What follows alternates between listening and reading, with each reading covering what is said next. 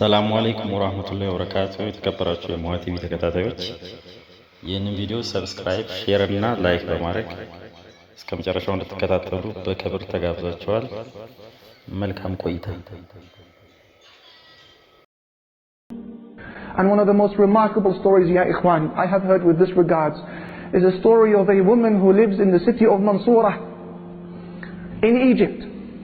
A lady who said that I came from a very poor family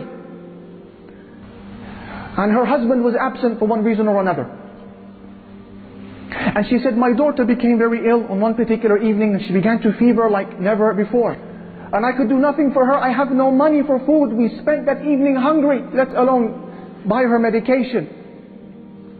And I would pray 2 rak'at to Allah Almighty, 2 units, and call upon Him and attend to my daughter. And pray and call and place my trust in Him and call to my daughter. Attend to my daughter. And the hours would pass. It was now midnight, 12 o'clock, 1 o'clock in the morning. Then they hear a knock on the door. Who is it? It's the doctor. It's the doctor. So the lady, she puts on her hijab. She opens the door. Assalamu alaikum. Wa alaikum assalam. Where is the girl? He says. The lady, she says, she's in the room. Allahu Akbar, who sent him? He comes into the room. He checks her. Prescribes for her medication. And then leaves the house. And he says, payment please. Payment. And the woman began to cry. She said, doctor, I don't have anything to pay you with. He said, what do you mean? How rude of you.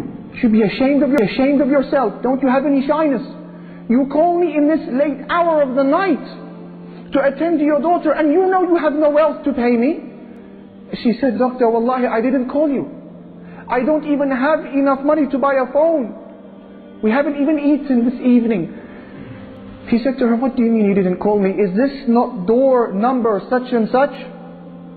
She said, no, that's the door next door.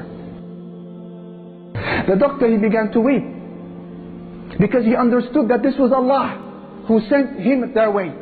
He said, please, let me go back inside. What is your story? Who are you? How did this happen? And she explained the story. He understood. So he bought them food for that evening. And he went and he purchased and delivered the medication himself. And he gave her a monthly wage as well.